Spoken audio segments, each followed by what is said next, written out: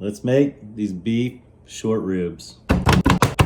So today we're making short ribs, and I see everybody going in with salt and pepper. We don't need any of that. Check it out. We're using spicy Danos. Sprinkle generously and get your short rib nice and covered. Should look like that. And now we sear. And we start to flip to get them seared on each side. That's what we're looking for. Beautifully seared on all sides. Now we set to the side. Add us in a big onion. We got some celery, our whole garlic, half stick of butter, some tomato paste, and a little bit of all-purpose flour. Get this all mixed in together. Should be looking just like that. Looks fantastic. Now I'm going to use some Madeira red wine, and I'm also going to use 2 cups of beef stock.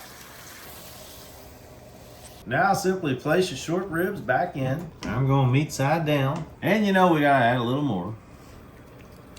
We cover it, turn off the heat, and we go into our 300-degree oven for about 2.5 to 3 hours. Alrighty, it's been 2 hours and 45 minutes. Set our short ribs off to the side. Now I'll get you a stock pot and a strainer, and we strain. Kind of press the juices out. Back into our pan we go. And now we reduce. Now as we bring back to a low simmer, tilt your pot, and you can skim the fat right off the top. Look at all that fat we scraped right off the top. Check it out, it only took about 10 minutes to get to this. I don't need to add anything to it. It's perfect. And the last thing, top it with your gravy. And now, there's only one thing left to do. Let's get us a bite.